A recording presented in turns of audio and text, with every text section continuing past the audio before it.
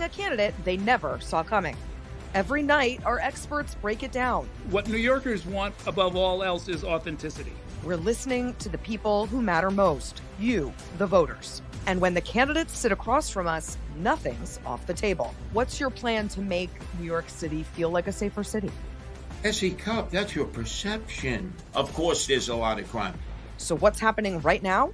Let's dive in.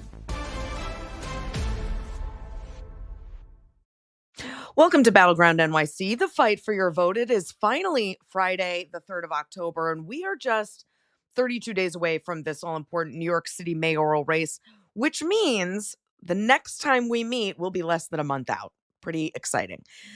Later in today's show, we're going to look at some national issues that may impact this race and how this race is impacting some national issues. But first, let's get to some news. And joining me now is Hannah Fierick, City Hall reporter for the New York Post. Hannah, welcome back.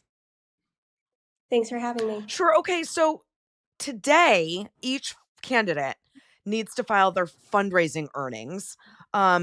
Curtis Lee was already reporting some strong fundraising numbers, but we won't get them. We don't have them yet. We won't get them until later today. So what can you tell us about what you're hearing from each campaign? Right. Yeah. We will have the most up-to-date numbers once the filings are in, like you said. What we know so far is that Curtis Lewa is reporting some strong fundraising numbers. Zohran Mamdani, the front runner, he's already reported maxing out his campaign, which is $7.9 million. And that's been the case for quite some time now. And then Andrew Cuomo, I actually caught up with yesterday. He mentioned that he has seen a, quote, tremendous boost in fundraising since Mayor Adams dropped out of the race. So it'll be interesting to see what those numbers look like when those come in as well. It will be, because in addition to the polls, I'm waiting for the first poll since Adams dropped out. That'll be really, really important for Andrew Cuomo to know if his theory of the case that if Adams dropped out, he'd be in a better position, to see if that's true. But the money is also going to be really important. And what do you think? Definitely. What should we expect the campaigns to be spending all of this money on with just around 30 days left? I assume lots of ads, maybe some get out the vote efforts on the ground, maybe some consulting. What are you hearing? Yeah, I think, you touched on the two main drivers are definitely going to be the ad spending. We're definitely hearing a lot of money coming in as far as ads. Just this week, Andrew Cuomo, I think, has dropped a $45,000 ad, and, we can expect that to just keep increasing as more primetime spots become available. That's really going to be a push in the last final days of the race. And, consultants as well. We've seen Andrew Cuomo has brought on a couple new members of his team. I haven't heard as much from the Mamdani side, who already has a pretty robust team. But, it's not unusual for us to see them bringing on some more high-powered consultants, especially in the final days of the race. Those consultants are expensive. And so you only bring them on when you feel like you've got the money to spend and you have a chance at this. Yes. And so it's typical that toward the end of a campaign, you start to see some new additions to a candidate's team. So we'll be watching that too. You wrote this week that frontrunner Zohran Mamdani is blasting former Governor Andrew Cuomo for cozying up to billionaire backers for big bucks. Who are these people and how could they influence this race? Yeah, Mamdani held a press conference earlier this week on Billionaires Row, and he's calling out Cuomo, he hasn't directly taken this money from billionaires per se. He has gotten some direct campaign donations, but a lot of these big chunks of money are going directly to his super PAC, Fix the City, as well as some of his other affiliated super PACs. It's really interesting. Oh, sorry, go ahead. Oh, no, that's fine. But yeah, we've seen, some big names, Barry Diller, Daniel Loeb, Bill Ackman, of course, was a big name in the primary. He has been taking a lot of money from real estate donors, but Mamdani, he has also received some donations from some wealthy donors as well. Elizabeth Simons, who is a big hedge fund executive. So But Mamdani clarified earlier this week that his stance is, I'm not taking any money from big real estate specifically. So, yeah, it's just kind of interesting to see how this is all going to keep playing It out. is. And yeah, what I was going to say is that it's interesting because generally voters don't necessarily care. They might say they care, but when it comes to going, they don't really care where the money comes from. But Hmm.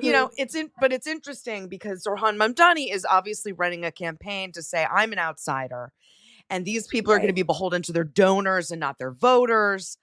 I don't really know how Hmm. much that moves the needle for voters. We'll see, but I understand the kinds of attacks here.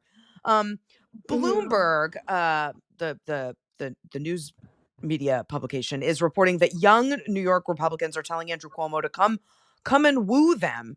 Bad news for Curtis Lewa, I suppose. But what more can you tell us about this interesting voting constituency in New York City? Yeah, it's definitely noticeable and notable that young Republicans are, kind of signaling this openness to Andrew Hmm. Cuomo, and putting it out there for the public to see. This is something that has kind of almost hindered Cuomo's campaign with some Democrats thus far, is these swirling rumors of, Donald Trump coordinating with the Adams Right. campaign and the Sliwa campaign to try to get them to drop out of the race. So I think now this new wave of even younger Republicans coming around and saying, we're open to hearing your case. I think that kind of adds to that narrative that he has been trying to avoid. He's often saying, calling out Donald Trump, calling him a Yeah. bully. So I do think he's trying to separate himself from that, and this doesn't help. It doesn't, but and we're going to talk to Trip Yang about this in the next blocks. But it doesn't help that narrative. But if you're into Cuomo, you want gettable votes. You want voters, and so Hmm. it is an interesting project to see if he can turn some of those out. Hannah Fierick, thanks so much for being here. We really appreciate it.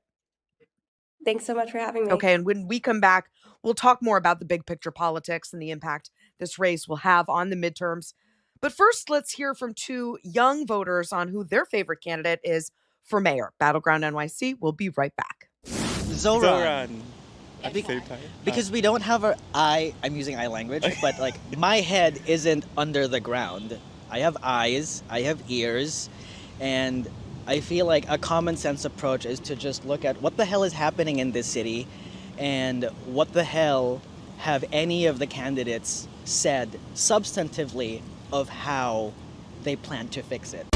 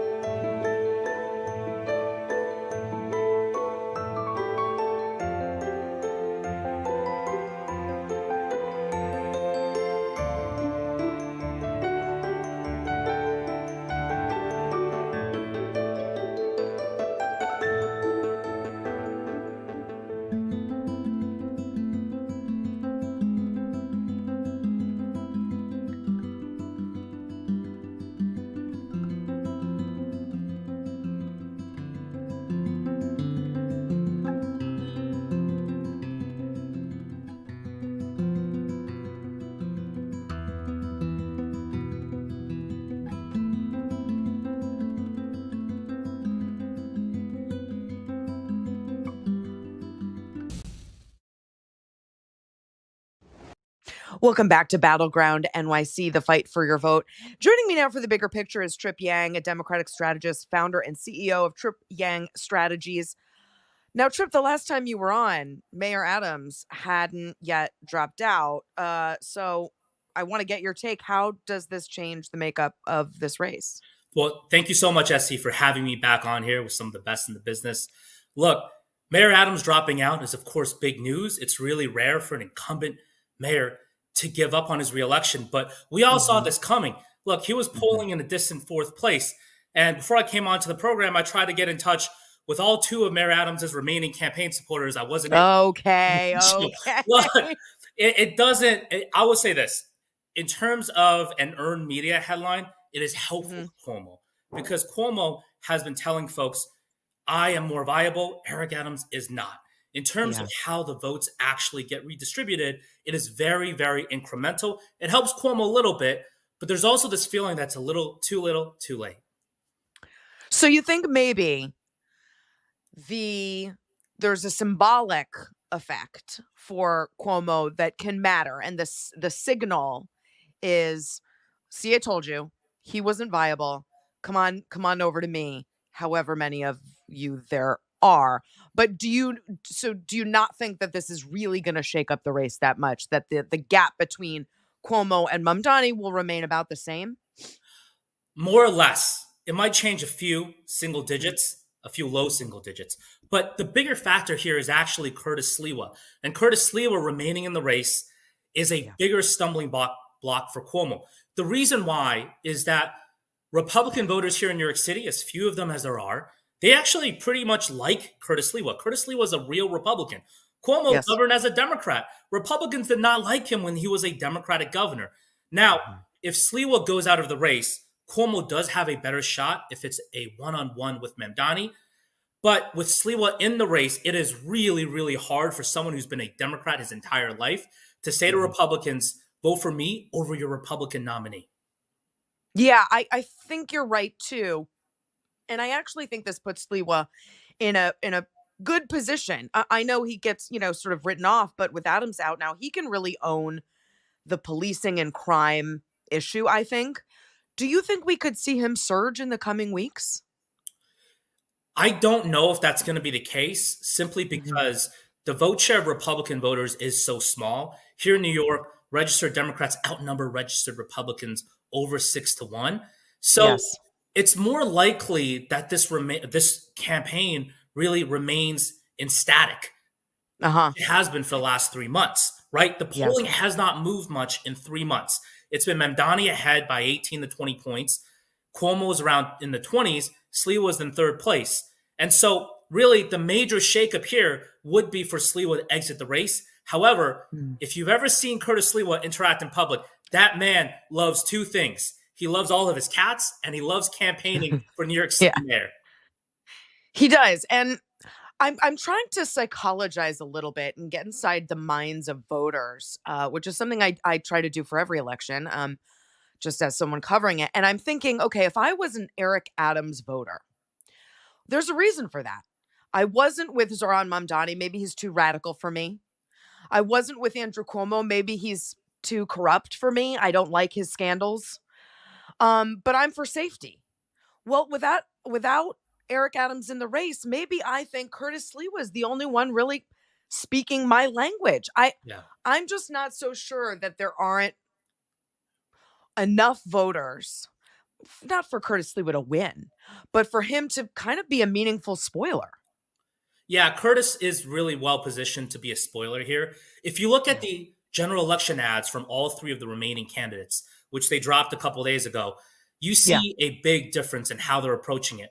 Mamdani's ads are a replay of his greatest hits in the primary, freezing the rent, fast and free buses, universal childcare. He has a nod, however, to an older woman who seems to be from Northeast Queens or somewhere from an outer borough part of New York City. You saw the house, you saw the driveway, you see a car very visible in Mamdani's ad.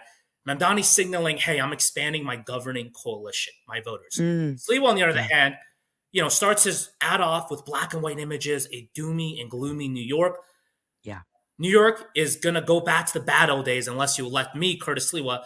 And Andrew Cuomo, look, he's kind of stuck in the middle, right? Democratic voters, they're with Mamdani for the most part. Republicans are with Sliwa. Cuomo has to resort to some AI. It's a really tricky spot for Andrew Cuomo to navigate here because, in all honesty, to actually win, he probably needs to win about 40% of registered Democratic voters. Yeah. That's going to be really hard when the party, including Governor Kathy Hochul, the Democratic Party is coalescing around Mamdani, and Yeah. most Republicans are with Sliwa. So Cuomo has to have some type of threading the needle here with Democrats, Republicans, Independents. Pretty unlikely. He doesn't really. His lane is undefined. He could have a very defined lane. It's not well defined, and I think that's mostly because he didn't really want to be here running for mayor of New York City. He wanted to be running for president. Trip, we're gonna come back after the break. I've got lots more questions for you, so don't go anywhere. More Battleground NYC after this.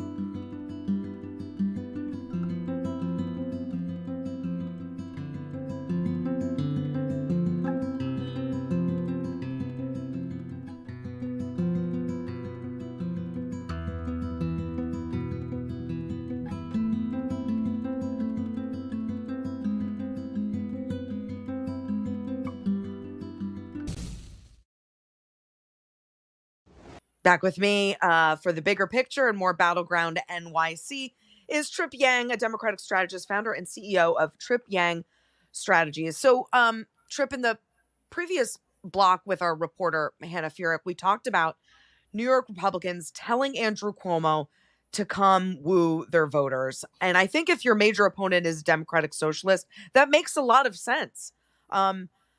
But what's your sense of how Cuomo would fare with that block? We've talked about how Democrats are a little wary of him, but are Republicans gettable for him if they think Curtis Lewa really doesn't have a shot at this? Yeah, probably more on the organization level than the actual Republican voter level. Republican voters don't actually like Andrew Cuomo. Maybe if it's a one-on-one, they'll hold their nose really tightly and vote Cuomo instead of the Democratic Socialist Mamdani, but not when Sliwa's in the race. What you're seeing here from some Republican organizations, I will say, is that a reflection that Curtis Sliwa is really kind of his own person, his own unique New York brand. A person like Curtis Sliwa can only exist in New York City politics.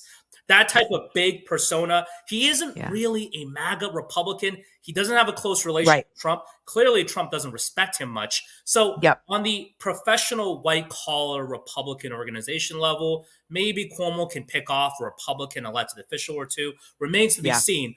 But with actual voters, it's really hard for Cuomo to get their support when Sliwa's still in the race.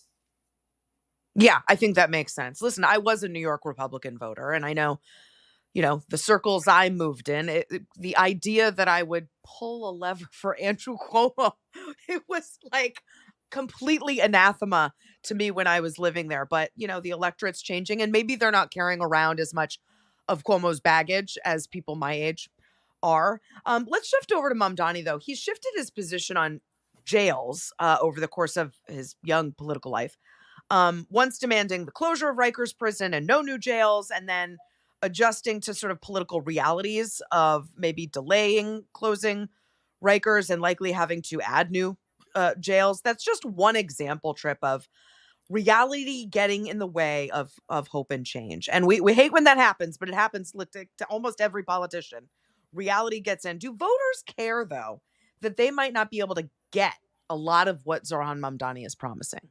Voters don't really care in the way that you maybe framing it. The reason is this. When he first ran for office, this was 2019, 2020, during the pandemic, he was running for a state assembly seat in Queens.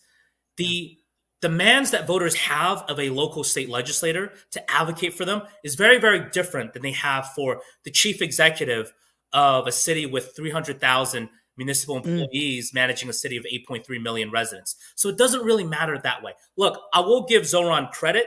The way he frames it is that some of his positions, if there are nuances in how he's talking about it now, he's talking about it in terms of, well, we have to follow the existing law. That's how he's talking about the Rikers Island situation. You're right, So right. He's very smart and he's very good at communication. Look, we all know a lot of politicians, when they change positions, it is so obviously a flip-flop. I remember Mitt Romney in 2012, he was described as an etch-a-sketch, right?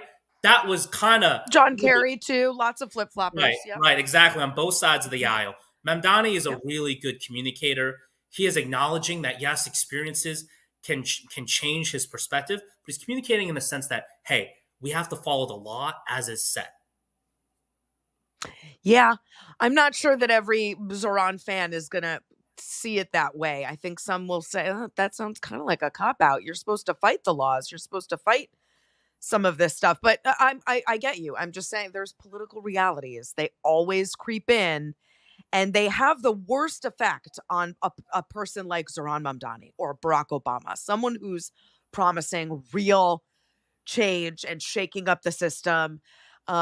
It's easier for someone like a Cuomo to sort of weather those flip-flopping charges, because he's flip-flopped a lot too. He's had to moderate his positions too for this race, but it just doesn't impact those kinds of politicians as much. We'll see what Mamdani voters think. We're in the midst of a government shutdown trip, as you know. What would you advise the candidates to do in terms of messaging this moment? What I would say is that what you've seen some of the successes in the Democratic Party is to really take the fight to Donald Trump. You can't send Donald Trump and his administration some type of a letter. You really have to show your energy. One moment that the media did not always cover as much early on in New York in the primary was that in March, Donald Trump's border czar, Tom Homan, he came to Albany, and Zoran at the time, he was probably in third place in the mayoral primary. He was still relatively unknown, but there was viral clips of him, going up to Tom Homan and really causing, and really advocating on confronting behalf of New Yorkers, him, really much yelling at Tom Homan, expressing rage and frustration. That is a great example of what Democratic voters want to see right now in 2025. They want to see energy. You don't necessarily have to be a progressive, a moderate. They just want to show some rage and some fight in their leaders. Okay, Trip, I've got some more for you, so stay right there, and Battleground NYC will be right back.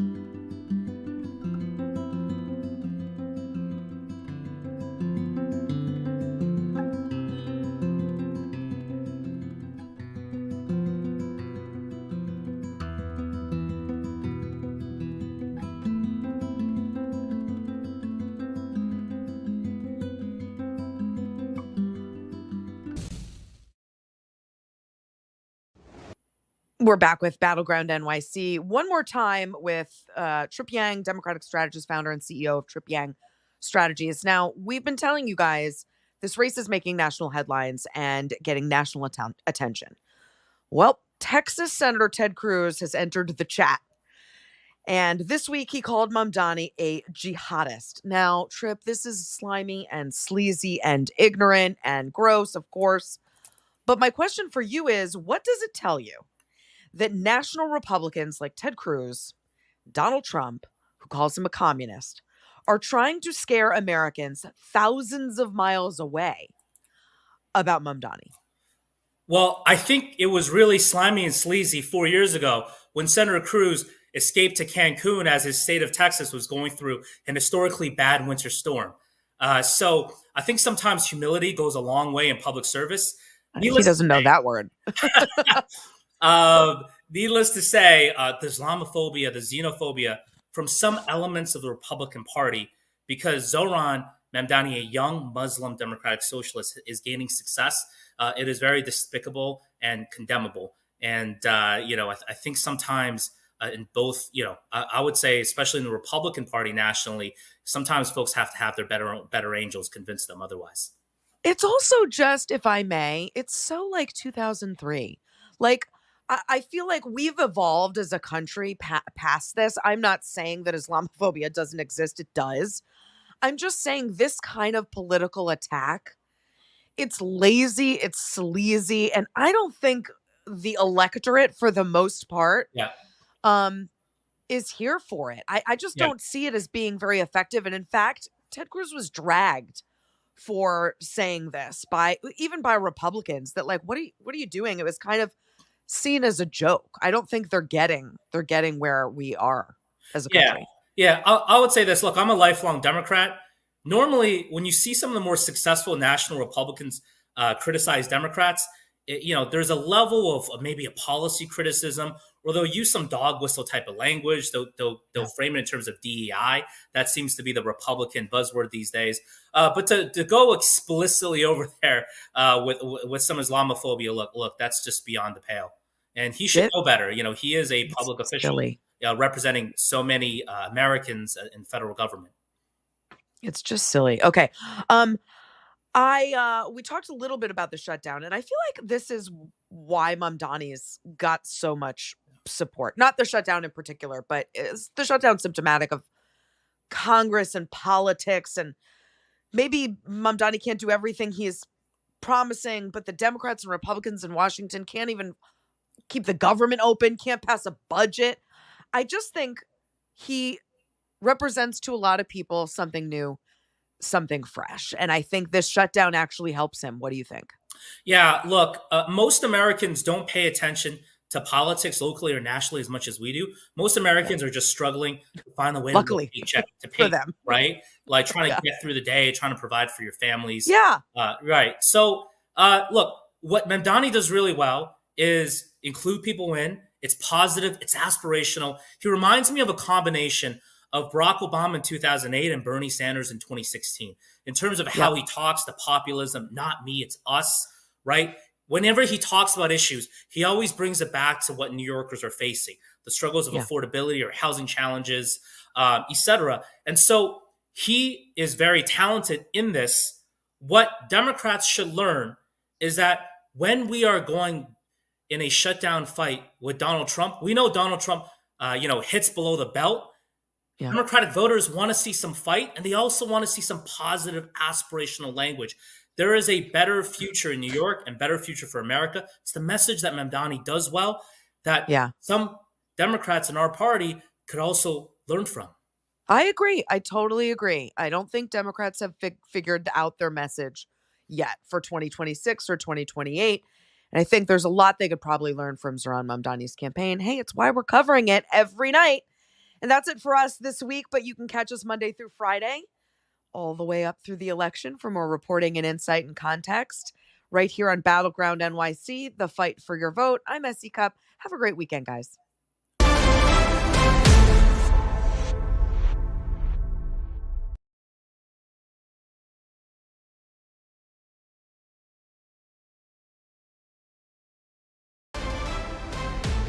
Thanks for watching Battleground. We're now joining Live Now's nonstop stream of live and breaking news. in Gaza? What does your gut tell you? Well, my gut tells me they're not going to stop this second, but I wouldn't rule out that they may stop this weekend at some point. One thing that's different is that President Trump has done something that, well, neither he nor President Biden had ever done, which is he's